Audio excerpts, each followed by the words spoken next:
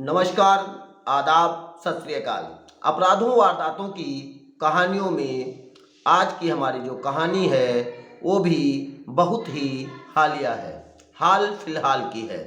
कहानी 17 नवंबर की शाम को उत्तर प्रदेश राज्य के जिला है सुल्तानपुर, और सुल्तानपुर का एक जो थाना आता है मोतीगढ़, और मोतीगढ़ थाने के डेडवा गांव से 112 नंबर पर सूचना आती है और बताया जाता है यहाँ पर एक महिला ने फांसी लगाकर आत्महत्या कर ली है।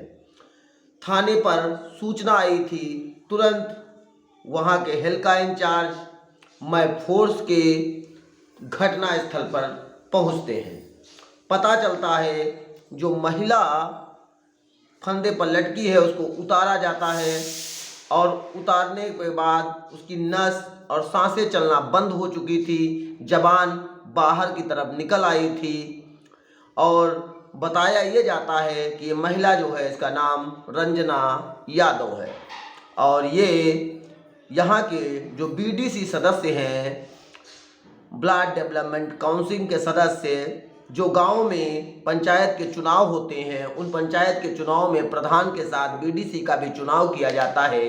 बीडीसी भी ब्लॉक का डेवलपमेंट का काउंसिल का सदस्य होता है और विकास कार्यों में जनता द्वारा चुन के कार्य करवाता है। पंकज यादव की पत्नी है। पंकज यादव बीडीसी सदस्य था, पत्नी ने आत्महत्या की थी। कुछ लोग इसे हत्या बता रहे थे। पुलिस भी जब प्रथम दृष्टया देखती है तो पाती क्या है कि उसके चेहरे पर और शरीर पर कहीं कहीं पर मार के निशान थे, जैसे उसे किसी ने पीटा हो या मारा हो। अब तब तक एक लड़की के साथ एक महिला रोते हुए घटनास्थल पर पहुंचती है, और जब वो घटनास्थल पर पहुंचती है तो वो बताती है कि मेरा नाम प्रभावती है और मैं रंजना यादव की माँ हूँ, और मेरी बेटी कुछ बताना चाहती है, यानी कि मेरी नतनी कुछ आपको बताना चाहती है। तो घर वालों ने मना किया, इसकी माँ की मृत्यु हो गई है, इसको कुछ नहीं पता है, या क्या बताना चाहेगी। तो वो दरोगा साहब कहते हैं कि बताओ बेटा क्या बताना चाहती हो। तो वो जो प्रभावती थी वो बताती हैं ये यहाँ पर नहीं बताएगी, इसकी ये डरी हुई है, सहमी हुई है, यहाँ पर कुछ लोग हैं और पुलिस की वर्दी से शायद ज़्यादा डरी हुई है, इसलिए वो कहते हैं ये थाने पर बताएगी। 100 का पंचनामा भरा जाता है, और पंचनामा भरने के बाद पोस्टमार्टम के लिए भेज दिया जाता है। लेकिन प्रथम दृष्टया उसमें मारपीट के धब्बों के निशान प्रतीत हो रहे थे, और आशंका जताई जा रही थी उसके शरीर के अन्य भागों पर भी चोट के निशान थे, जिससे लग रहा था ये आत्महत्या नहीं है बल्कि इसकी हत्या कर दी गई है। उधर जब पुलिस 100 को भेज दिया, सिपाहियों को भेज दिया, और अधिकारी सब तुरंत वहाँ चले आते हैं। वहाँ का जो सर्किल क्षेत्र आता है जयसिंहपुर के जो सीओ साहब थे श्री प्रशांत कुमार सिंह जी, वो शादी वर्दी में महिला पुलिस अधिकारियों को उसको टॉफ़ी और चॉकलेट प्यार से, सहूलियत से, जो सुप्रीम कोर्ट की गाइडलाइन है उसके अनुसार बिना वर्दी के उस बेटिया से पूछा जाता है कि बेटी बताओ क्या बताना चाहती हो। तो बताती है मेरे पापा मेरी मम्मी को बहुत मारते हैं, और कल भी उन्होंने मम्मी को मारा था, इतना ज़्यादा मारा था। उसके बाद जब मार तोड़ ज़्यादा हो रही थी तो मेरे दादी और दादा भी वहाँ पर आ गए। उसके बाद में पापा एक रस्सी लाए, और रस्सी लाने के बाद मेरी माँ और को मार के पंखे में लटका दिया गया। अब एक बच्ची का बयान बहुत बड़ा ठोस सबूत होता है, क्योंकि बच्ची का जो मन होता है वो बहुत ही अबोध होता है और उसके बयान को सुप्रीम कोर्ट, हाई कोर्ट, बड़े बड़े न्यायालय भी बहुत प्रामाणिक रूप से मानते हैं। इसके बाद जो प्रभावती थी यानी कि रंजना यादव की माँ, वो 4 लोगों के ऊपर मुकदमा दर्ज कराती हैं। पंकज यादव की माँ, पंकज यादव के पिता और पंकज यादव के भाई। जबकि पंकज यादव के भाई का जो लड़की थी आर्या, उसने कोई ज़्यादा जिक्र नहीं किया था कि उसके भाई की भी इसमें संलिप्तता थी या नहीं थी। लेकिन जब पुलिस घटनास्थल पर पूछताछ कर रही थी, जांच पड़ताल कर रही थी, जानकारी ले रही थी, तब वो बताता है कि भाभी ने गुस्से में आकर आत्महत्या कर ली है और उनको ऐसा नहीं करना चाहिए था। यानी कि वो भी अपने परिवार के द्वारा किए गए कुकर्मों को छुपाने का पूरा प्रयास कर रहा था। पुलिस तब तक पोस्टमार्टम रिपोर्ट भी आ जाती है और पोस्टमार्टम रिपोर्ट में ये पुष्टि हो जाती है कि इस महिला की आत्महत्या नहीं हुई है, इस महिला ने आत्महत्या नहीं की है, बल्कि इसे मार के टांगा गया है, जिसके आधार पर चारों लोगों को पुलिस गिरफ्तार कर लेती है।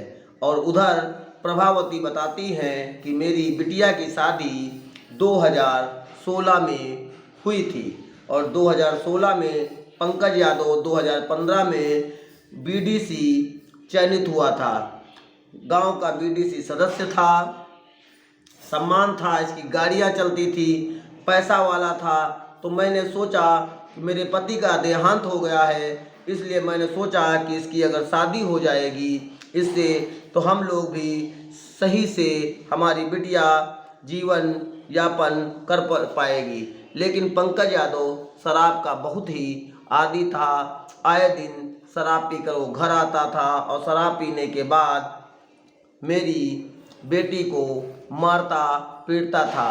वो मैं परेशान ना हूँ इसलिए वो मुझको बता नहीं पाती थी, लेकिन आए दिन इस तरह के रोज़ वो कारनामे करता रहता था। इसकी पहले बड़ी बेटी का नाम आर्या है और छोटी बेटी का नाम रिया है। बड़ी बेटी मेरे साथ ही रहती है और ग्रामीण बताते हैं कि प्रभावती कहती है मैं कादीपुर के चंदेलेपुर रानी बोगी की रहने वाली हूँ और पति के ना होने के कारण मैंने शादी की थी, लेकिन मुझे ये नहीं पता था इसकी पूर्व में भी एक शादी हुई है जिसके बारे में मुझे कहीं से कोई जानकारी नहीं हुई, क्योंकि मैंने जब इनसे शादी की, जिन्होंने मेरी शादी करवाई उन्होंने भी नहीं बताया और मैं भी स्थिति को देखकर बहुत ज़्यादा उस समय जानने का प्रयास भी नहीं किया।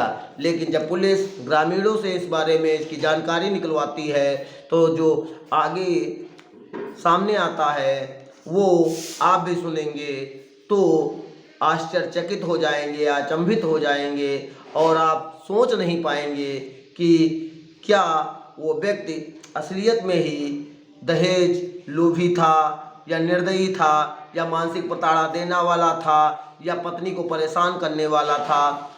ग्रामीण बताते हैं कि जो बीडीसी है उसने करौंदी कला के बहाउद्दीनपुर के माता फेर की बेटी कुंवारी से इसकी शादी 2010 में पहले भी हो चुकी है। रंजना से 2016 में हुई थी और 2010 में इसकी शादी पहले भी हो चुकी थी, जिसके भी इसके 2 बच्चे थे। एक लड़का था अंशुल और एक लड़की थी अंशिका। और इसकी जो पहली पत्नी थी कुंवारी, उसकी 2013 में अज्ञात कारणों से अपनी बेटी के साथ जलकर मर गई थी। और बाद में जब माता फेर वहाँ पर जाते हैं और उनकी बेटी जल चुकी थी, जलने के बाद उसे अस्पताल नहीं ले जाते हैं, वो वहीं पर मर गई थी। तो ग्रामीण व परिवार वाले इस बात को माता फेर को समझा बुझा कर मना लेते हैं कि वह थाने में रिपोर्ट दर्ज न कराएं, क्योंकि वो भी फंस जाएंगे, क्योंकि बिटिया ने स्वयं आत्महत्या की है, उसकी हत्या नहीं हुई है और उसकी बेटी अंशिका भी साथ में जल गई थी। अब माता फेर को ग्रामीण व जो फैसला कराने वाले लोग थे वह कुछ पैसा भी देते हैं, सहयोग भी करते हैं, मदद करते हैं और पूरा वादा करवा लेते हैं कि इस सूचना को वो पुलिस को नहीं बताएंगे। और उनकी जो पहली पत्नी थी पंकज यादव ने उसको जला दिया था। और जब 2016 में रंजना से शादी होती है तो ये रंजना को शायद 5-6 साल शादी के हो गए थे, उसको तो ज़रूर पता होगा 7 साल कि उसके साथ पहली पत्नी भी थी, उसके 2 बच्चे भी थे, लेकिन जो प्रभावती हैं वो ये कहती हैं मैं नहीं जानती थी कि शादी हुई है। अब पुलिस इन चारों लोगों को जेल भेज चुकी है और उनकी चार्जशीट फाइल की जाएगी। अमूमन 7 साल से पहले अगर किसी नवविवाहिता की मृत्यु होती है ससुराल में, या उसे मारा जाता है या स्वयं वह मानसिक प्रताड़ना से तंग आकर शारीरिक उत्पीड़न, मानसिक उत्पीड़न या पति पत्नी या सास द्वारा दिए जा रहे टॉर्चर से तंग आके अगर मर जाती है, आत्महत्या कर लेती है या हत्या होती है, तो अमूमन आपने देखा होगा ऐसे केसों में दहेज प्रथा भी लगाई जाती है। जैसा कि इस केस में भी प्रभावती जी के द्वारा बताया गया कि मेरी बेटी को ये आए दिन तंग करता था, शराब पी कर रखता था, मारता पीटता था और पैसे लाने के लिए बोलता था। वो ये भी बताती हैं कुछ दिन बाद पहले ये चंडीगढ़ गया हुआ था, वहाँ पर इसकी कुछ गाड़ी वाड़ी का काम चलता है, गाड़ियों से इसकी चलती थी।